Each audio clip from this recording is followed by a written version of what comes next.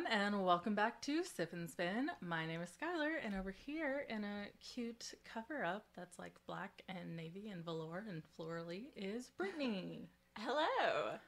This is a variety podcast where we talk about anything, everything, and nothing. And we're back! We're back! Woo! First episode of the new year. Yeah. We're a little late. We are. It's been a time. Yes. We had my birthday and the year release of the podcast. We had a concert. Brittany's heat went out twice. During an ice storm. It's been a time. But we're back. Yes. And then last week I was randomly sick, and then I felt better half a day later. I was like, so I'm good to come over, and she was like, I haven't done anything. I was like, okay, we'll do next week. And we were supposed to do it last night, but she also had something come up last night, so. But we're here now. Yes. So how have you been? I'm fine. Care to elaborate on that? No, I'm good. Okay. Yeah, I just stuck with the house and cars, but yeah, we're fine. Oh, I have some tea. Oh gosh. After recording tea? Or do we need to pause tea? Let's pause tea, because I gotta tell you about this now. And it definitely cannot go in the recording. We'll be back. And we're back. Sorry for that quick break before we even started, but...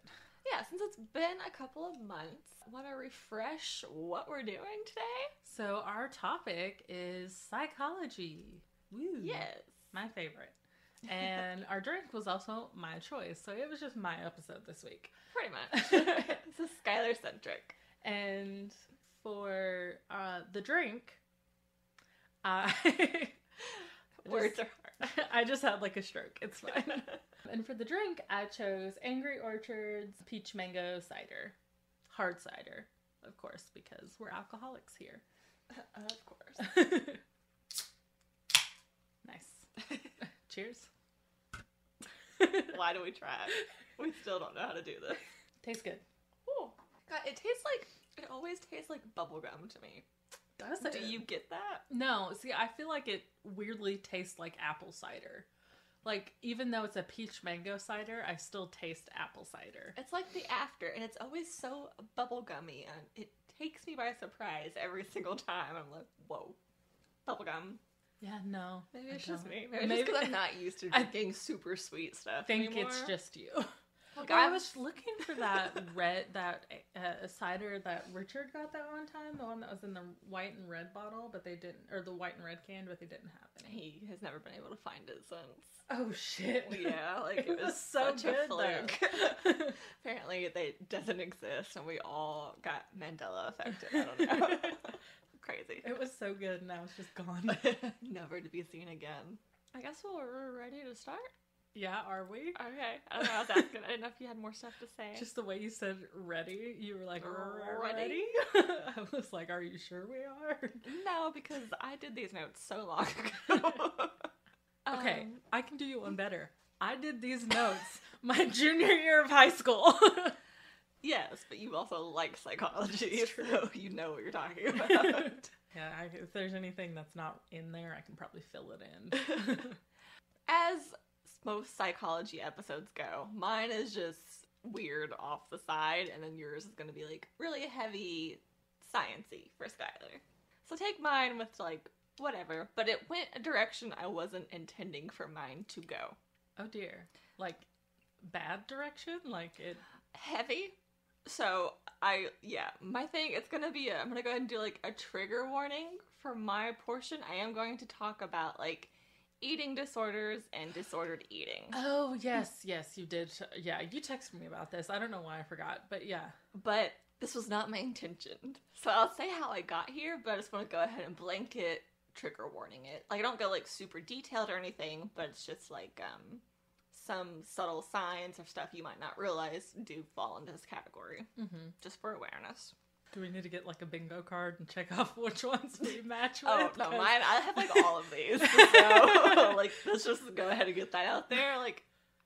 This person is me, and I'm going to describe. Yeah, I was because I already know I have disordered eating. Yes. Everybody get your bingo cards ready. I'm just going to be over here check, check. But no, it was around Christmas was when I got the idea for this topic. Because I was with my family and we were eating and like just hanging out. And my mom set the table and she gave me a big spoon. And I was like, oh no, I need a little spoon. And so I go to get the little spoon. And then my sister yells, don't take all the little spoons, because she wanted one too. And I was like, oh, that's weird. That's my family.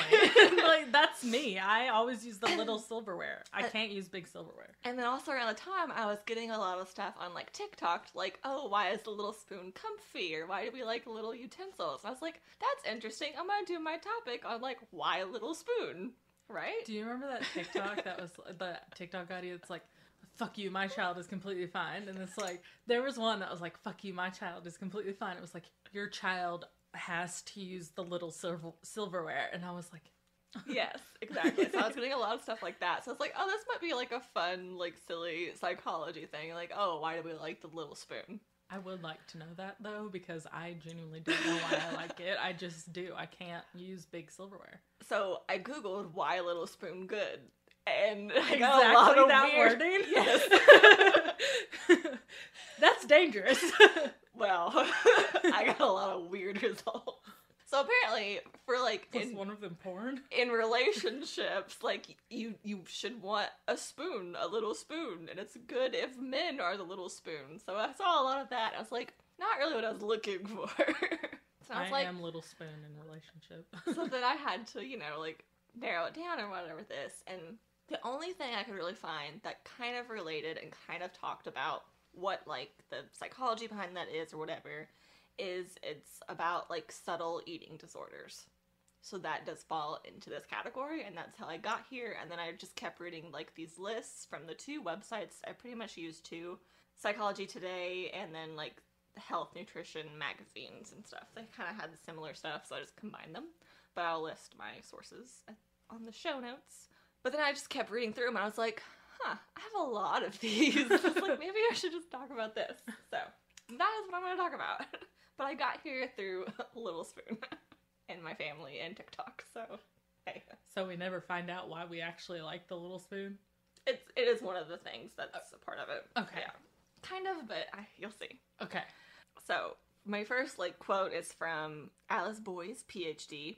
All of that I'm about to talk about is she kind of, like, translates the principles from cognitive behavioral therapy and social psychology into tips people can use in their everyday lives from Psychology Today. So that's, like, what this first little bit is about. Mm-hmm. And she had an article that was like, oh, hey, these are really subtle eating disorders and, like, signs of disordered eating that would just be good to be aware of and kind of maybe why you have them.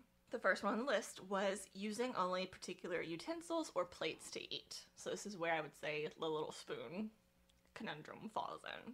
Oh, so I do have a specific plate I like to eat off. It's the white one with the red stripes. And if those are all dirty, I feel not well using the other plates. Okay. So both of those would fall into this. Many say that the reasoning for this is that you are eating less since the portions are smaller. With, like, the little spoon thing, that's where a lot of that comes in with the psychology. So based on that, on a different thing I saw, that in a controlled clinical trial from 2018, so I don't know if it's been updated since then, this was the earliest one I could find, subjects ate 8% less food when they ate with the small spoon. In this study, it was a teaspoon versus a dessert spoon. Mm-hmm. And then the bite size and the eating rate were also reduced in comparison to, like, using a bigger spoon. So these results do suggest that eating with a small spoon decreases food intake, possibly via, like, a cascade of effects on within meal, like, eating microstructure. A small spoon might be a practical strategy for decreasing bite size and eating rate, likely increasing oral processing and subsequently decreasing the food intake. But I want to note that this clinical trial was used on, quote, lean young men. So that very well could have also been a factor with why they ate less. Yeah, so every time I looked at it, it's like, oh, why do you like the small food? Or, like, what's the psychology from liking small utensils? And every single study was just because you think you're eating less. And I was like, I don't know if that is what it is for me. See, I don't think that's what it is for me either, because I could put the same exact food, like, amount of food on the same plate, And I would still, like, as I would with the big spoon or with the little spoon, and I would just still prefer to eat the one with the little spoon. Maybe because one will take me longer to eat, so I can kind of, like, enjoy it more. And also, that's what I've used since I was a kid, and also I have a pretty small mouth.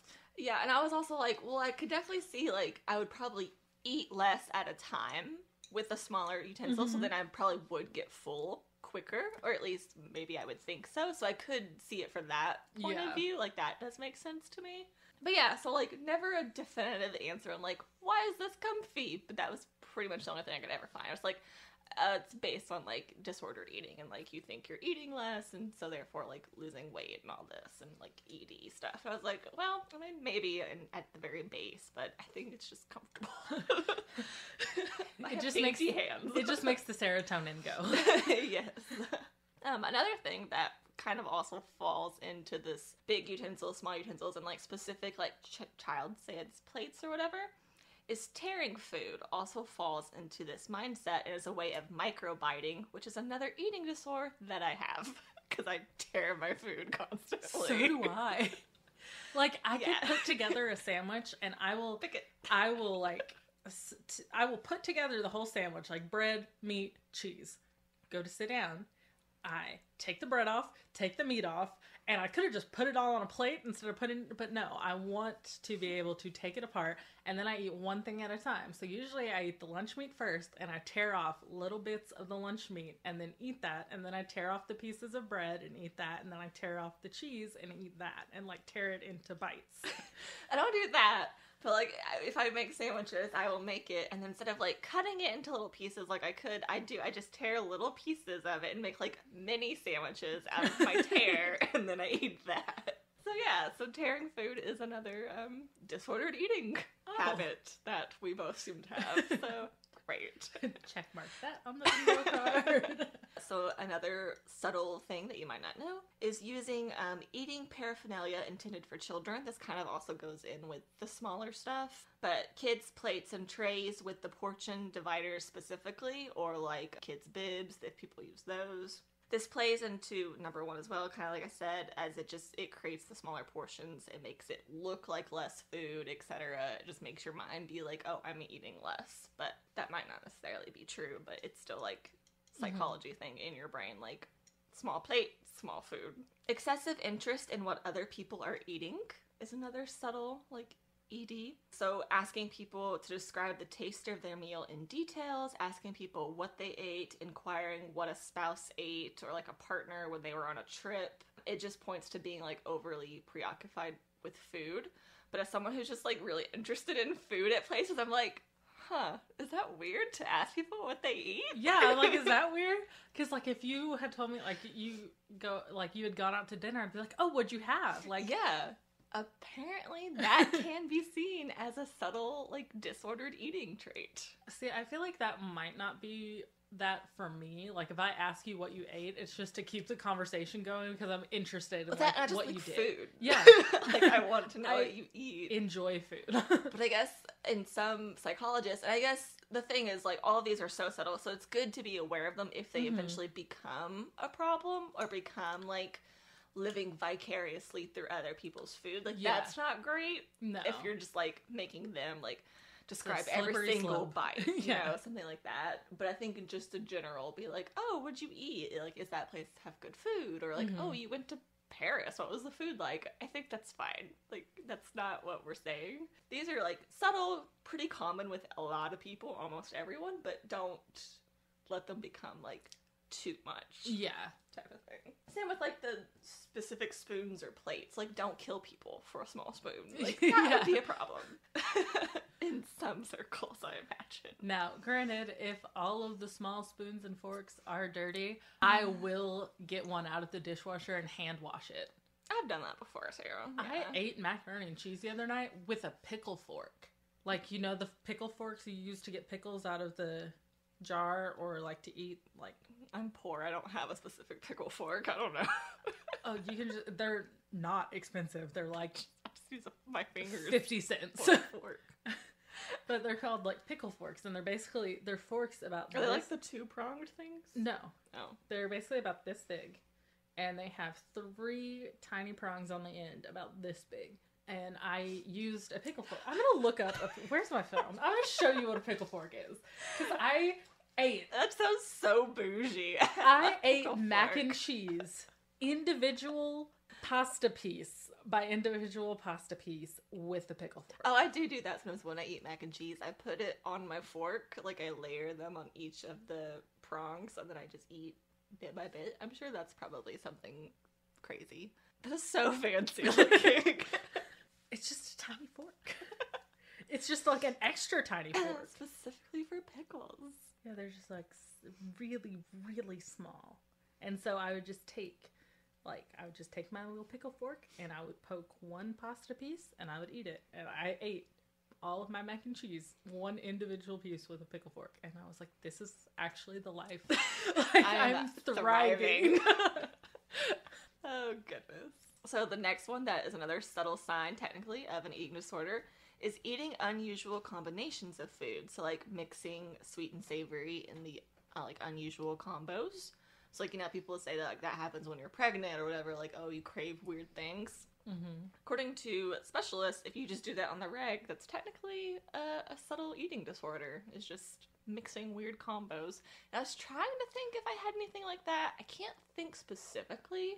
Like, I really like spicy and, like, sweet stuff, but even then I'm, like, trying to think of an example. I always want something sweet after I've eaten, like, Chinese food. Yeah. Like, I made dumplings the other night. Like, I had black bean noodles or jjajangmyeon? Mm-hmm. Jjajangmyeon? I think that's how you say it. Yeah. Can't remember, because I can't remember what it's actually called or if it's, like, but yeah, jjajangmyeon. The, like, really, the sticky ones or the really, like, saucy ones? They're black bean noodles. So yeah. They basically came in like a ramen packet, except like hangover food. Yeah. And then I made mushroom and seafood dumplings. And so I had that, and after I had that, it was delicious, and I loved it, but I really wanted something sweet after that. That's really the only thing I can think of. But I feel like I don't like combining them at the same time. This is, I think, that combining. So, like... Like, I wouldn't want to take a bite of a dumpling and then, like, take a bite of cookie dough. Like, after I eat the dumplings and the noodles, then maybe later have some cookie dough. Like, the main thing I can think of, because I do it on the regular, is I like to get cheese pizza with just pineapple on it, and then I'll put sriracha on it to make it spicy. So that's, like, the closest thing I can think of. I'm sure I do other stuff, because I do really like mixing spicy with other stuff. But I'm not sure spicy would count, though, because it said, like, savory. Cheese wouldn't be savory? And pizza and pineapple? Is that not sweet and savory? Is it? In and of itself? Is that why people have such a problem with pineapple and pizza? I like pineapple on pizza, because it's an eating disorder? I like pineapple on pizza, but I do too. I'm just a person, I don't like to mix my foods. I also don't like my food to touch. Like, if I That's have... on here. We'll get to it. I hate my food touching. If it touches, like, I may as well, like, not eat those bites that have touched. Like, and my brother, he would just, like, he put hash brown casserole in a piece of ham and, like, put something else on it and folded it and, like, ate it like a taco. And I almost threw up at Thanksgiving dinner because I cannot fathom it. It's like when people will, like, mix their turkey with their green beans or, like, mix their stuffing or, like, mix it with their mashed potatoes. I can't. I physically cannot. So no leftover sandwiches for you on Thanksgiving with, like, everything. Like the moist maker from Friends. No. And maybe that's why I take my sandwich apart, too. Like, because I just can't mix. I will put it together, but when I actually eat it, I eat the lunch meat first, then I eat the bread, then I eat the cheese. That is pretty interesting. I've never seen anyone do that. No, of course, like, if I put gravy on mashed potatoes, like, that's okay to mix. Or, like, ketchup and fries. Or honey mustard and something. Like, but, like, actual food touching, no thank you. I would literally rather die.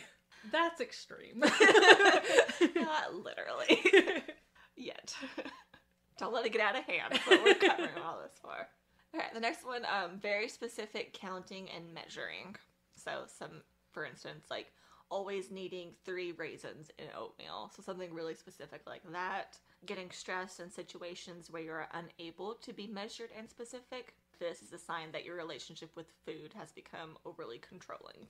So say you are somewhere and they are putting, like, kind of like the best example I can think of is raisins and oatmeal, and they give you 5 instead of 3, and you're about to like freak out. That's when it's like not great. A great food relationship. Just try not to be too controlling. But yeah, that is a sign. If that sounds familiar, like, oh, you might have a little bit of a disordered eating habit. I feel like my niece was almost really like that, because she could only eat like specific numbers and counting stuff, and I was like, huh, interesting. Also, I just feel like kids really like to count. Yeah. So long as they, like, grow out of it.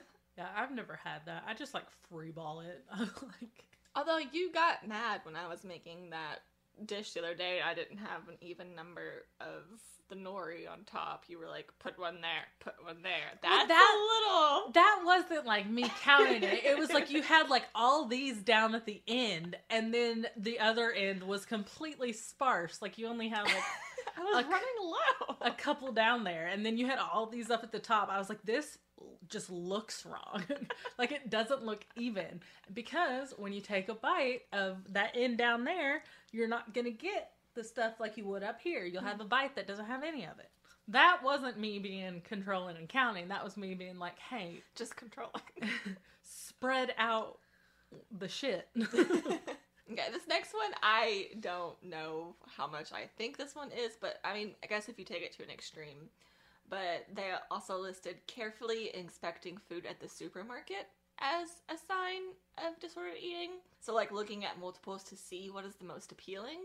But for me, it's like, well, I want the freshest one. Yeah. So I don't know, but I guess maybe I could see where you could take that to a really extreme, like, if you're spending an hour trying to decide between two things, that's not great, I would imagine. But, I mean, it's like, I always look at fruit and vegetables before I buy it. Like, yeah. So, yeah, that one I was just like, I'm in the supermarket knocking on watermelons and cantaloupes, like, trying to figure out which one sounds hollow. Becoming very upset if a slightly wrong item is purchased by you or for you. So, if you accidentally buy low salt or regular version of an item that you wanted the other. Like, if you become, like, kind of irrationally angry about that, that's not a great relationship with food. Mm-hmm.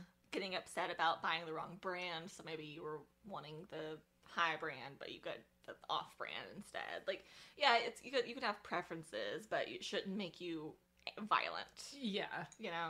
So, just something to keep in mind. Food rules. So, if you have food rules, that is a subtle sign of eating disorders. It's one of those your food can't touch. Check. That might be what this fell into, or it might be a specific one. I can't remember. I just remember reading that. I was like, oh, my sister's like that, because my sister is like that. So examples of, like, food rules are only eating food that has over a week left until the expiration date. Like, you can't eat foods within the week that they expire, which some people are like that, because I guess, like, the freshness, but it's not great, because the food can, like, don't be wasteful. But, yeah. I mean, if that's just how your brain works, that's what are you going to do? That's how Brett is, especially something to be aware of. With milk. Like, my brother, like, if it's milk does freak me out. I can admit that about myself. Like, I'm very wary of milk once it's just opened. I'm like, I don't know. When was this opened? Yeah, but, like, if it's, like, 2 days before the expiration date, he's like, we got to pour it out. We can't drink this. Whereas I'm like, if it's past the expiration, like, if it's like a day past the expiration date, like, I look at it just to make sure, and I'll pour a glass, and once I pour the glass, then I can even look at it better, and I'm like, okay, it's still good, and then I'll drink it and not have an issue. Whereas my brother, he would, like, flip his lid. Me out. I'm the same there, but also I just don't like milk, so milk already freaks me out. Like, I don't just drink milk for fun ever. So that was just really trippy to me what you just described. But Richard's the same way. Like, I love milk. He'll eat and drink stuff at the expiration date. I'm like, oh, we have to throw this out, and he's like, no, it's fine. And I just stare at him, and I'm like, I'm not eating that. So I do kind of do that food rule, I guess. Another, like, food rule that you could have is, like, you can only eat 1 banana per day. Like, if you have set stuff like that, like, oh, I can only eat 1 apple a day or 1 banana a day, that's a subtle sign that you're leaning towards an eating disorder. Or disordered eating patterns, which can be just as serious as an eating disorder if you let them build or get to a intense level. It is a slippery slope. Yeah. Having inflexible routines around eating, so, like, you can only eat if you're wearing a particular hair tie. Or, like, you can only eat if you just washed your hands, like, instantly, which, that's good hygiene, but if it's, like, routine to where, like, if it's been 3 minutes since you washed your hand, but you haven't touched anything dirty, but you still can't eat, like, that would be, I think, falling into this, so, especially, like, if you're like, oh, I can't eat without my blue hair tie, that's a routine pattern. What about a specific chair? Are you inflexible? Like, you have to sit there? I feel like if I don't sit there, then the food's not as good. I think that could lean into it, then yes. Okay. I'd say it would get, like, it could definitely get worse, more severe if you let it. Yeah. But if you're, like, aware of it, you're like, this is kind of silly, but it's what I like. Yeah, I think definitely that's different. Because, like, I can eat on my bed without problems. When I'm here, I don't have a specific spot. Wherever I eat, it's fine. But when I am at my dining table at home, there is a specific seat that is mine. And if I don't have that seat, then the food, I just feel like it's not even worth it. See, I think... I will still sit down and eat in another seat, but I'm not happy about it. Not happy. I think all of these, there are things like, hey, if you're aware of them and you know that you do this, you can be like, oh, that's me, rip. But if you're not aware of it, it has the potential to escalate. And I think that's what this whole section is kind of about, that I'm trying to be like, I'm not saying, like, you're wrong, change now. But, like, hey, if you do this, just be aware and just try to keep it under control. But, like, yeah, I do most of these things, too. And I'm like, yeah, me. Oof. Oops. It's not like you're not going to eat if you can't sit there. That sort of thing. Don't let it get to that level. And I've definitely moved, like, when someone's put their cup down in my seat, I've definitely moved it. And I put my glass there. I'm usually the first person. I will be the last person to get my food, but I'm the first person to get my drink and put my drink in my seat. I mean, you know what you like. Doing a lot of research on food ingredients and perhaps ordering lots of specialty products.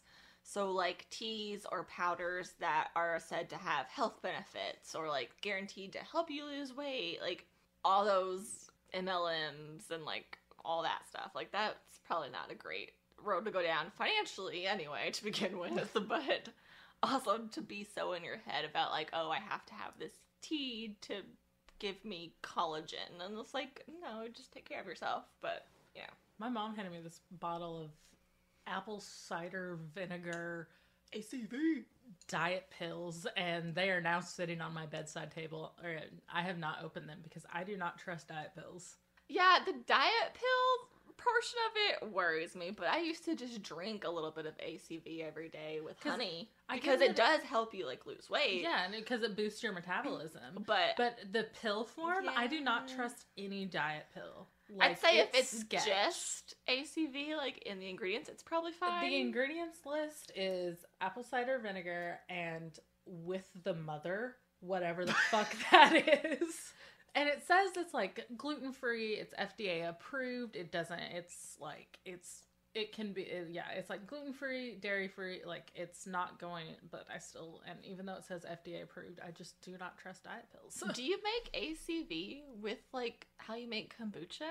Because when you have kombucha, you have a mother, but it's the living organism. That's what the mother is. So that's what I thought of. I have no idea what the fuck with the mother means, but that's on the ingredient list. I was like, what? I don't love that. That's crazy. I was like, so Mom, am I, like, supposed to take this with you? Like, I don't understand what this is. Hold Mom's hand. Take your diet pills. Well, that was growing up in the 90s. Jeez. So they're just sitting there because I'm too terrified to take them. Oh, that's so funny. I need you to screen me, like, a screenshot of where it says with the mother, because I just need to see it. Okay. Another subtle sign of eating disorder, which a lot of people do one of these two, so it's pretty common, but just know that, hey, it is considered this, is eating fast or slow. So if you're a really fast eater or if you're a really slow eater, those are considered subtle eating disorders that could potentially get bad, but the majority of people do one or the other. Yeah, so. I eat real slow, as you know from our cooking episodes. And I told you that I ate macaroni and cheese one individual piece at a time. It took me like 30 minutes to eat it. And I used to eat, like, extremely fast.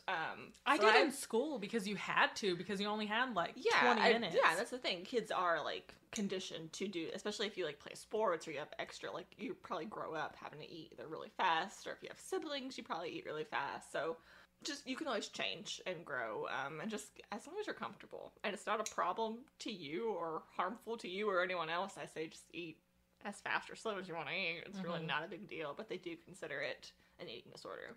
Using an amount of seasoning on food that other people might find unpalatable. So if you like use a shit ton of pepper or salt or sweeteners in tea, it's not great. For one, it's just not great health-wise. If you are loading up on salt or artificial sweeteners in tea to begin with, but that's not what this was about.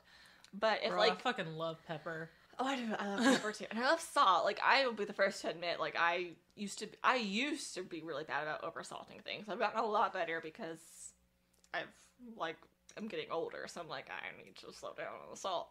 But my friend Paco got salt banned from our cafeteria. From food or from, like, playing with it? From food. Oh, God. Because, okay, so Paco and I shared a lot of classes. We had Algebra 2, and then we had lunch. And then our next class was AP Stats. So we leave Algebra, we go down to lunch. Paco is eating salt with his fries. We go up to our AP Stats class, and we're doing, like, it's one of our first lessons. So it was just going over, like, average, mean, and everything. So the way we did it is heart rate. So we all measured our heart rate. Paco's was at, like, 94. Like, it was dangerously fast because of how much salt he had eaten at lunch right before, because all the salt he put on his fries. And so now salt was banned from our cafeteria. I mean, yeah, so that would be an example of this. And yeah, salt is good, it's delicious, but it can be dangerous. Yes. You take care of yourself.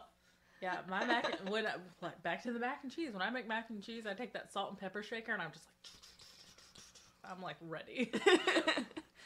Especially pepper. I fucking love pepper. Oh, pepper is great. Reading recipe books or watching a lot of food-related YouTube or other video content.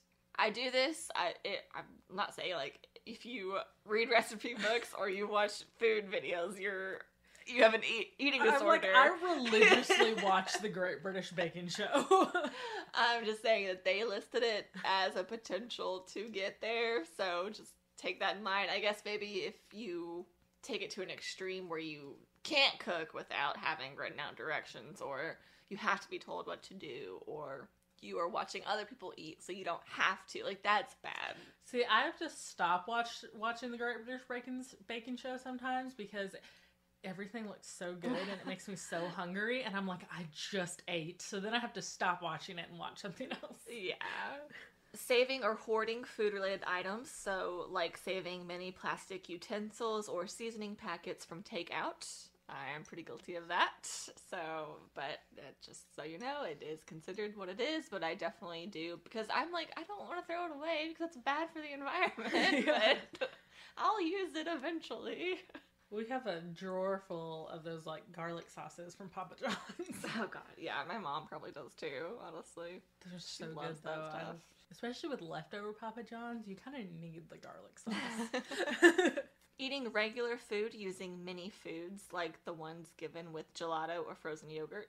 Oh, like mini spoons. So even smaller than, like, the small spoon, and probably even smaller than, like, your pickle fork or whatever. Shut up about my pickle fork. But you know how, like, some frozen stuff, they come with those, like, little bitty plastic spoons that are, like, this big. Yeah, if you use that as your main spoon, that's a little extreme. I feel like that would frustrate me. So I think I would be frustrated. Yeah. I would get real mad. Like, if I was eating it with frozen yogurt, yeah, that's fine. Or, like, ice cream, that's fine. But if I had to use it for, like, actual meals, like, I wouldn't be able to fit anything on there. I would be like, I'd just be trying. You'd spend an hour trying to get one bite. But yes, so that is one. I'm gonna eat it with my hands. Probably better off. Liking your food either undercooked or overcooked is a sign. So there are some people out there who religiously want their food undercooked or overcooked. Mm-hmm. My mom is definitely an overcooked person, so she would fall into this. And if I had to pick between the two, I would also lean to overcooked because I don't want to eat stuff. But see, I feel like that doesn't apply to me, because the only time I like eating something that's the only thing that applies to, I feel like with steak, I like to eat it medium rare, so it's undercooked. But other than that, most foods, like, I want them to be cooked properly. now this would be like, I think if you're just like consistently, you need it one or the other. So this one, I can definitely think of this being portrayed a lot in media, and I mean, I've probably definitely done this subconsciously, but if you do it regularly, it's not great. Encouraging other people to eat higher calorie foods that you're not eating yourself. So maybe you go to a restaurant with people and you order a salad, but then you like pressure people into ordering like a steak or something else. Like that's what you see portrayed a lot, especially in media, as women doing when they go out to eat on a date. Like, I'll just have a salad, and then like oh, get a steak or whatever. Like it's not great. Yeah. One to portray that anyway, but you definitely probably felt pressured to do that. But like, if you just consistently do that and you're just like, oh no, order this, like get something really fried, really creamy, but I'm not going to, like, that's not great. Mm-hmm. Like, if you want to order something, but also don't pressure people into ordering something if you're not. So that's just a thing to be aware of if it's something you do. Amending recipes is considered no. a sign. No, it's not. Yeah. Making 20 smaller cookies instead of 10 regular sized cookies. Yeah, I like my cookies bite-sized. And that's fine, but it can lead, like, all of these are like slippery slope things. So just be aware. OMG, little tiny baby macaroons, they're so much cuter than regular sized macaroons. Smaller foods, smaller eating.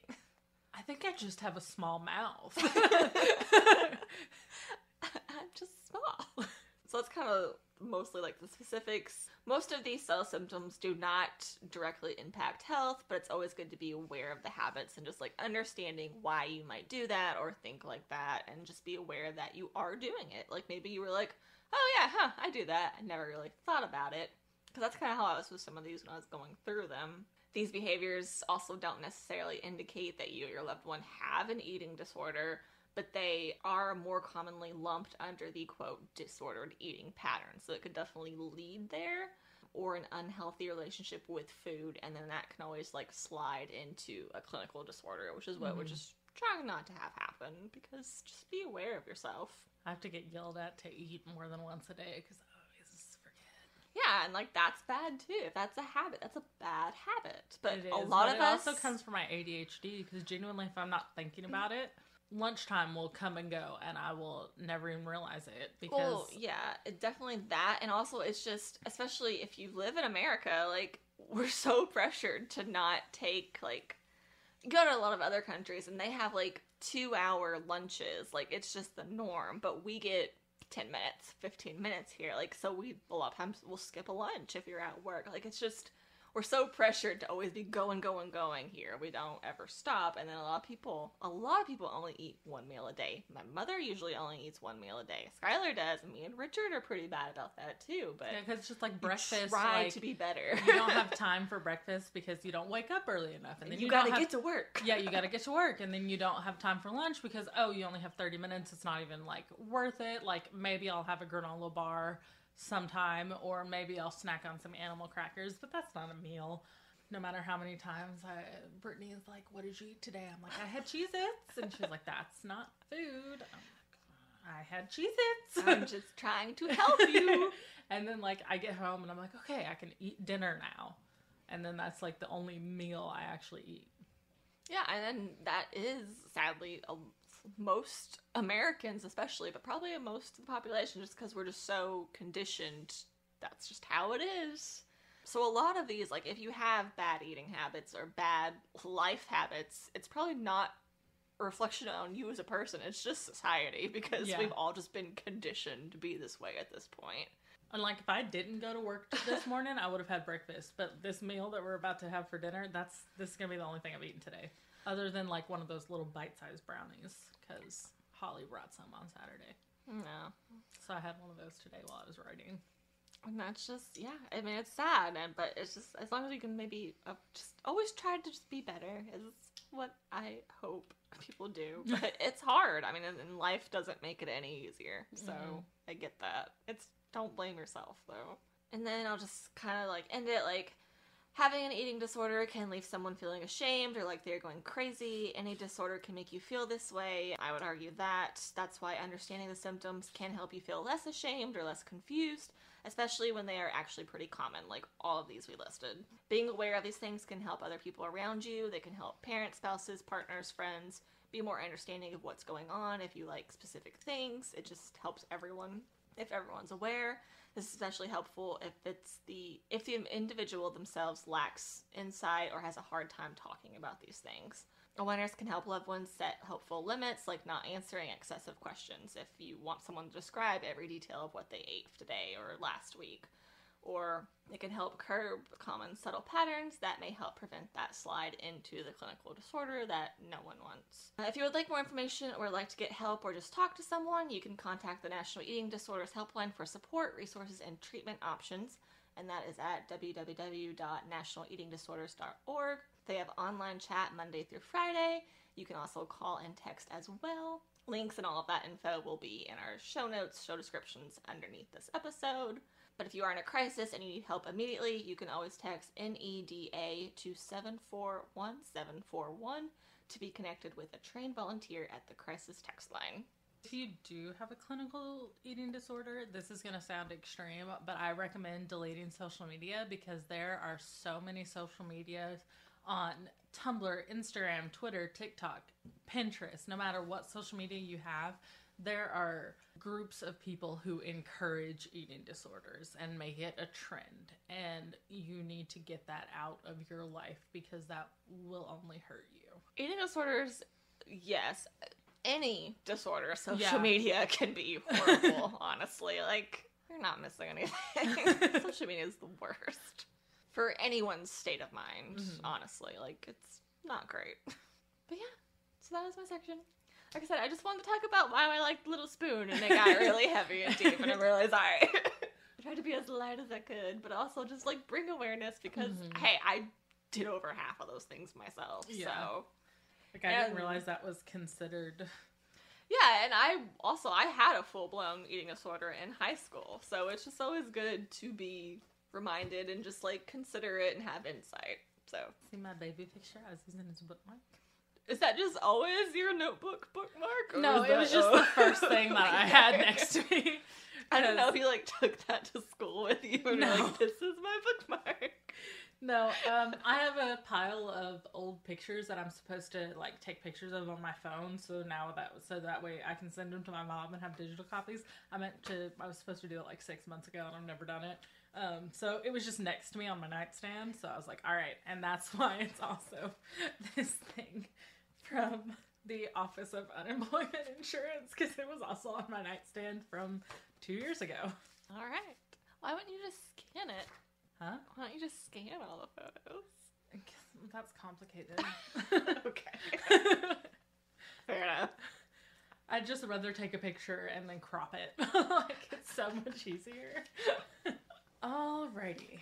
So, today, I'm going to be talking about abnormal psychology, or abnormal psych. Okay. So my text resources or notes resources are from whatever the fuck my psychology textbook was in high school and Mrs. Atkins' PowerPoint notes that I took. Shout out. Shout out, Miss Atkins. I love you. You were one of my favorites. Alrighty. So abnormal psych is psychological disorders. So mental health disorders, mental illness disorders, and it's considered abnormal psych. We didn't plan to be heavy this whole episode. No. So, and this is going to be very, very, like, a shallow dive. Because there are so many different things that go into, like, each mental disorder or each mental health disorder. And this is just a very brief overview. So... yes, lots of definitions. There's a chart at one point that I will be reading off of, so that'll be fun. Psychopathology is the study of abnormal thoughts, feelings, and behaviors. And that is what is considered abnormal psychopathology. There are the early explanations of mental illness, so get ready to roll your eyes very heavily. So in ancient times, it was evil spirits. Do cocaine about it. And then Hippocrates, he thought that mental illness was from the imbalance of the body's four humors, which the four humors were like the different colors. It was like there's the bile, there's the yellow, blue. I have it somewhere. It's in a different chapter somewhere, but the body's four humors. In the Middle Ages, the mentally ill were labeled as witches or possessed. Naturally. Yeah, of course. So, and then what classifies as abnormal? So there are 5 things, and for it to be classified as abnormal, it has to meet 3 of these 5 things. Okay. So it's statistically rare. It's a deviance from the social norm. It has to make you feel uncomfortable. And then it has to cause inability to function. And you have to be a danger to yourself or others. So it has to meet 3 out of those 5 criteria. Okay. So not all of them. So like it can be statistically rare, a deviance from the social norm, makes you uncomfortable, and then it's considered abnormal, even if it's not low functioning or makes you a danger to yourself or others. Okay. As long as it meets 3 out of the 5. So abnormality in various cultures, you have the socio-cultural perspective and then cultural relativity. So like things that are things that are in a cult. Us. This podcast. Welcome. Culturally specific. So like culture-bound syndromes. You have things like Coro, Sesto, or anorexia nervoso. So most anorexia is American. It's culturally specific to America. Now, it can happen in other places, but for the most part, it is. Yeah. And then, so you have the DSM-5 TR. And the DSM-5 is a book that describes all of the disorders plus the symptoms and treatments. And then professional psychologists use the DSM-5 to diagnose people.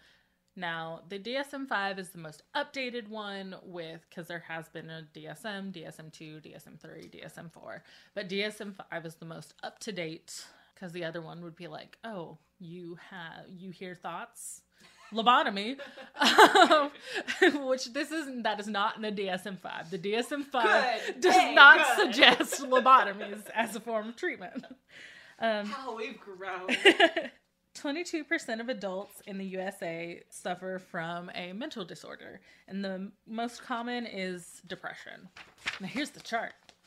Okay, so the chart is the disorder, the category, the causes, and the symptoms. And now category is what the DSM-5, there's a main category for the specific disorders that fall into it. So first you have phobia. Now phobia, which people are just like, oh, I have this phobia. But phobia is actually a mental disorder, and it is classified as an anxiety disorder.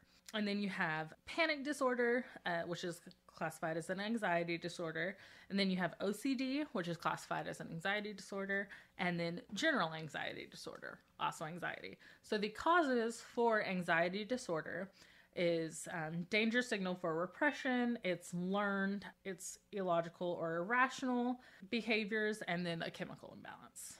So the symptoms of phobia is irrational fear, avoiding. Hello, I have arachnophobia. I have an irrational fear of spiders, and I avoid them at all costs. And if one touches me, I will start to hyperventilate and have a panic attack. It's horrible. Yeah. It's not fun for anybody. Especially when it happens at work and Brittany has to come get the spider. And then she's like, you're okay. I'm like, I'm not okay. She's like, you're okay. And then panic disorder, the symptoms are you feel really cold and you turn pale, and then you have the inability to move. OCD, the symptoms are repetitive behaviors and repetitive thoughts. And then general anxiety disorder, tenseness, always tired, out of focus. Me. Hello. You're looking at her. The next category is somatoform. Now, the causes of a somatoform disorder is repressed anxiety into physical illness. It used to get attention and then like false beliefs. So hypochondriasis, basically you're a hypochondriac. Yeah. I don't know how to say the disorder, but I know how. Yeah. But if you're a hypochondriac, the symptoms are you're always worried about being ill. Like, you're constantly at the doctor being like, oh, I had a cough. And it's like, yeah, it's fucking cold outside. You're going to get a cough. And then you have somatization. And the symptoms of that is complaints about a very specific issue repetitively to get attention. And then you have conversion disorder. And the symptoms of that are sudden loss of motor and sensory functions, but they're not real. You've convinced yourself into thinking that you've lost your motor or sensory functions, even though you really haven't. So you can like if you have conversion disorder, you can convince yourself into being paralyzed or convince yourself into not being able to see or hear. And those are somatoform disorders. So the next category is dissociative. The causes of a dissociative disorder, it's a defense mechanism, and it's because you either feel guilty or are wanting to avoid memories of past trauma, and so that way you don't have to think about it. Great. Yeah, hello. Here's the one I have.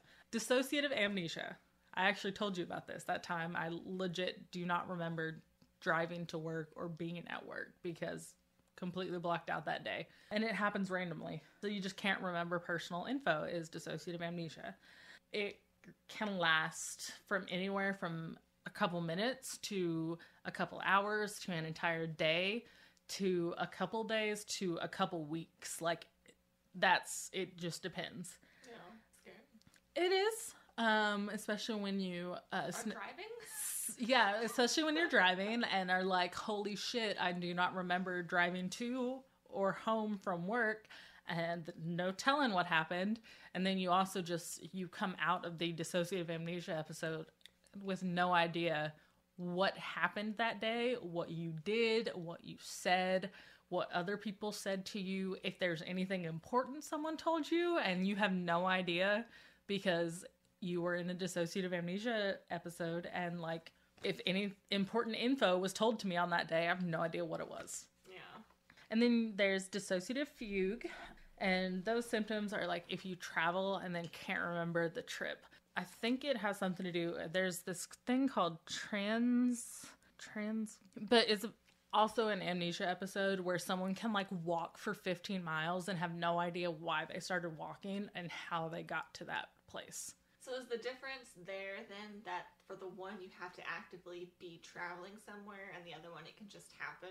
Yes. Okay. So the dissociative fugue is like you have to be going somewhere and don't remember getting to that place. Whereas dissociative amnesia, yes, it happened as I was driving, but I went through my whole work day, came home. It's longer typically that way, I guess? Yes. Okay. Now, granted, a dissociative amnesia episode could only last a couple minutes. And so it really just depends. But you have to actively be going somewhere and not remembering why or how you got there. Okay. And then there's dissociative identity disorder. And that is you experience 2 or more personality splits. And you have alters that have that are their own people. Yeah. They have different ages, different genders, different sexualities, different personalities, and they all have a role in the system. And that's because when you are young, you form your personality as you grow up. And if you experience a lot of trauma when you are that young, your personality splits off into separate people to try and protect the host. As a coping mechanism. So the next category is mood disorders. And the causes of a mood disorder is like anger aimed at harsh authority figures, self-defeating thoughts, and then chemical levels are usually off. So there's dysthymia or dysthymia. That is depression lasting for at least 2 years. And then you have cyclothymia. I think it's thymia because... I believe that. Yeah, cyclothymia, which is a cycle of happy to sad, like back and forth. And then you have major depression, which is, it lasts for 2 weeks, loss of interest, exhaustion, which, hello, hi. And then there's bipolar disorder, which is severe mood swings, and you go from depressed to manic, and then sometimes from manic to depressed, and then sometimes you have the baseline, which means you're neither depressed or manic, you're actually stable, but usually that doesn't last very long. So is the bipolar just like a more intense of the second one? I would say because it can just randomly, like, imagine like bipolar disorder as like a ping pong ball, like bouncing off the corners of the wall, whereas like cyclothymia is like, okay, happy, It's sad, like happy, sad. Like it's a repetitive cycle, and usually it lasts about the same amount of time. Okay. Whereas with bipolar disorder, you can be depressive for 2 days and then be manic for the next 6. Okay. Yeah, I was just curious.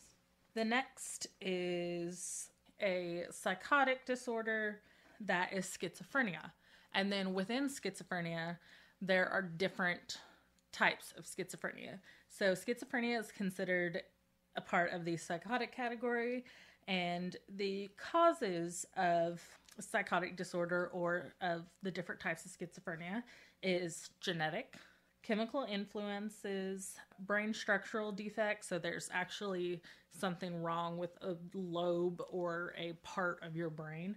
Stress vulnerability at critical development periods is another cause. So schizophrenia at its base is, you see delusions, there's speech disturbance, and the person doesn't really show emotions. And then you have disorganized schizophrenia, which is confused in speech and very heavy hallucinations. Catatonic schizophrenia is disturbed motor behavior. And then paranoid schizophrenia is hallucinations and always feeling persecuted.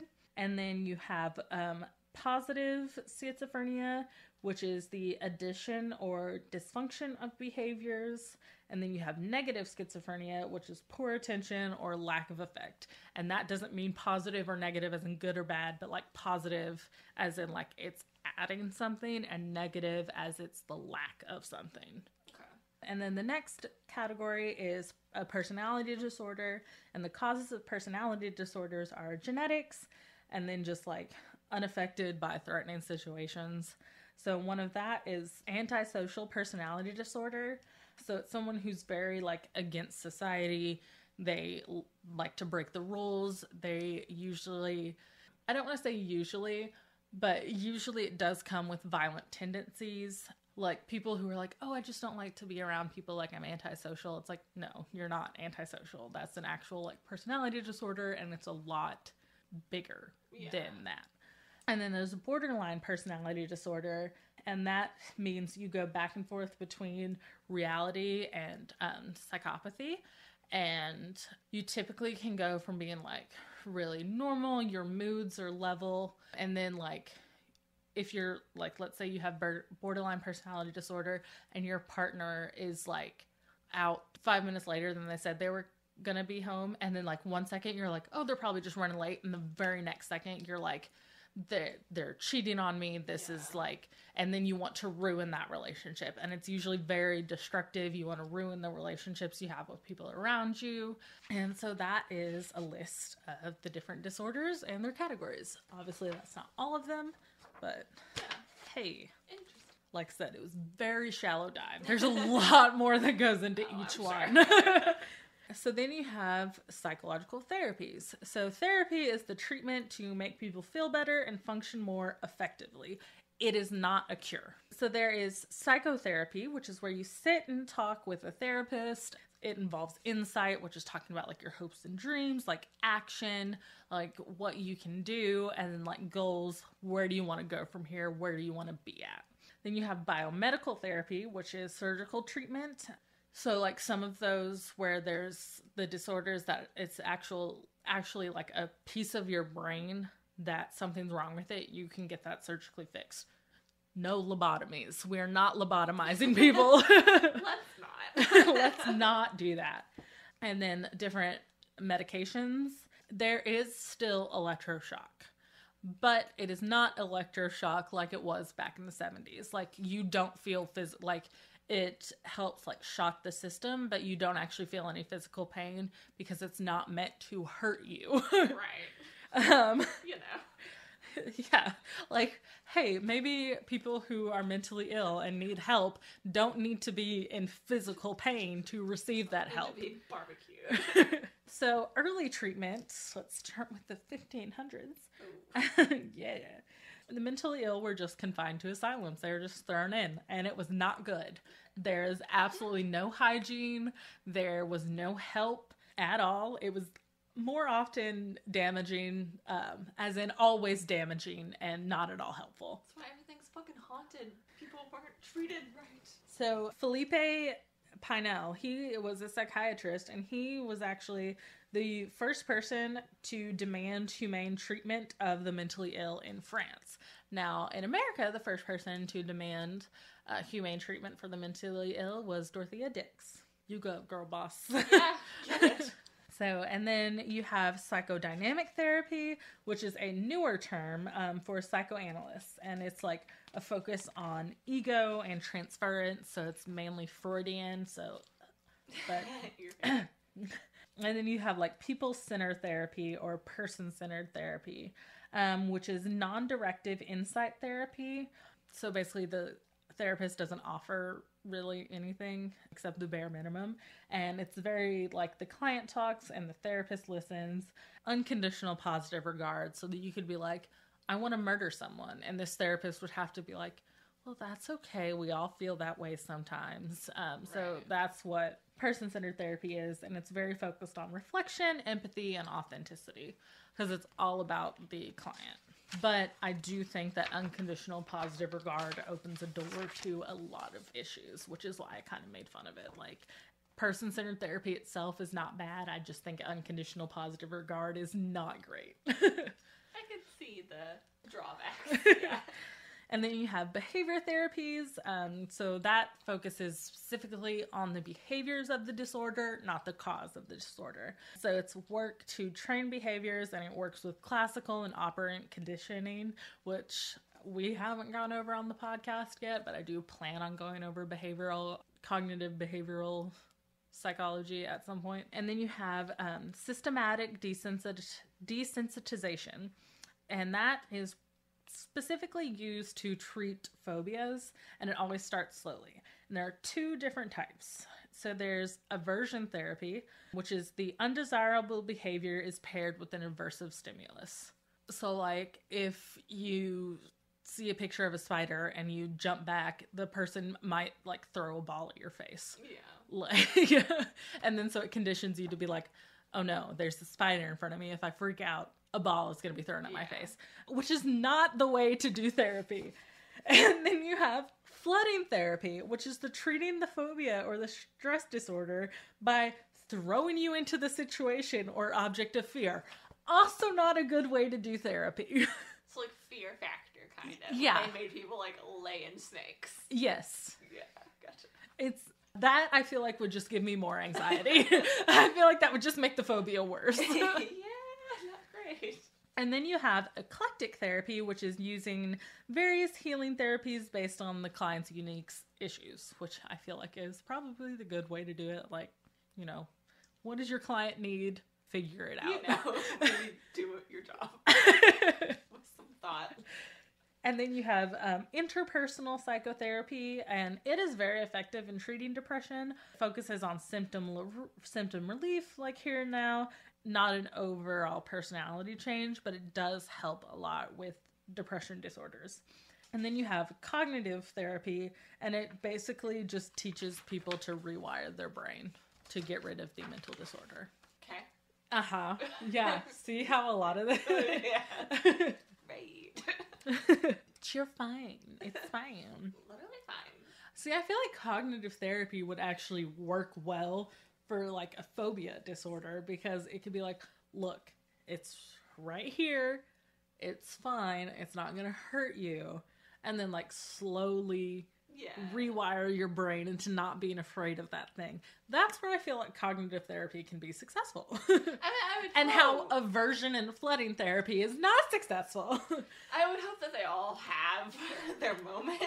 They do. They all doing them. They all wouldn't. I wouldn't have listed them unless it was being like, this literally doesn't fucking work. No, it's just I'm very critical No, you don't say.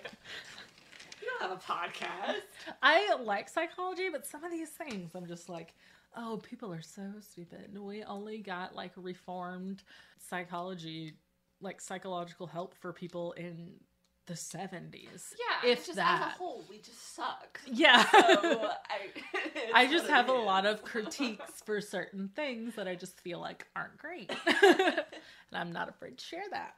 So on to like medication therapy, you have your classical antipsychotic, and that removes the positive symptoms of schizophrenia. Like I said, positive does not mean good. It means the like addition of symptoms. So the classical antipsychotic removes those things. So if you're adding hallucination, that is a positive part of schizophrenia because you're adding the hallucination. Antipsychotic takes that away. Then you have the atypical antipsychotic, which is the remove negative symptoms of schizophrenia. So if you're very catatonic and you don't have motor function, because that is taking away, is the negative, is taking away the motor function, this puts it back. Okay. So an atypical antipsychotic is typically used on catatonic schizophrenia. And then you have anti-anxiety drugs. There's a whole fucking lot of them. And that depresses the central nervous system and reduces anxiety by elevating the GABA, which I talked about in Brain Parts, GABA, I believe. And then you have antidepressants, and that elevates the levels of serotonin by inhibiting reuptake. Then you have mood stabilizing medication, and that's typically used to stabilize manic episodes and bipolar disorders, and it helps moderate the levels of norepinephrine. Norepinephrine. I have no trouble saying epinephrine, but when I have to say norepinephrine, it's really hard. And glutamate. And then you have electroconvulsive therapy. It's used for majorly depressed patients who no longer respond to medications. And then you have transcranial magnetic stimulation, which treats depression with minimal side effects. And then you have psychosurgery, which is the last ditch way to treat abnormal behavior because they don't want to like accidentally mess with the actual brain. Yeah. So like if like in schizophrenia, you actually have a part of your brain that is not correct. It's usually like there's probably a growth or it's not like right in the right spot or there's something like actually wrong with that part of your brain. I don't say like just because it's mental doesn't like there's something physically wrong with the part of your brain. They would rather use like antipsychotics or before they actually go poking around trying to fix that part of your brain. And that's it. Wow. So that's abnormal psych. Very interesting, yeah. Very shallow dive, but nonetheless. But yeah, no, I think you did good. Good notes. Did them when I was, it was cohesive. 16. So. I'm a pretty fucking good note taker. Let me be clear. If she does say so. Like, look at this shit. It's all like dashed and there's underlines and. Which is funny because that's like how I take my notes in my phone, but you're like, I can't read notes like that. Because I can't do it on my phone. If I took notes like this on my phone, I would literally like straight up lose my shit. Alright, well, how was your first episode back? It was really good. Okay, I was like, I regret everything. I enjoyed it. It was fun. I enjoy doing this podcast. Maybe Brittany hates it, but I fucking love it. When did I say that? You just said you regretted it. I was saying that's what it seemed like you did with the long pause. No, that's because I was taking a hit off my jewel as soon as you asked me the question. Well, what did you think of our first episode back? It was fun. Okay. See, we're all happy here. Everything's fine. I'm not holding her hostage to do this podcast with me. She does it willingly. You can't see my blinks. And once again, you know, we're going to spin our wheel for our topic. We're going to spin our drink wheel. If we do get a repeat, we will spin again. Other than that, we go with what we get. But if we end up getting psychology again, we'll spin again. Or if we end up getting my choice, we'll spin again. So that way it's something different. Spinning for next week. Woo!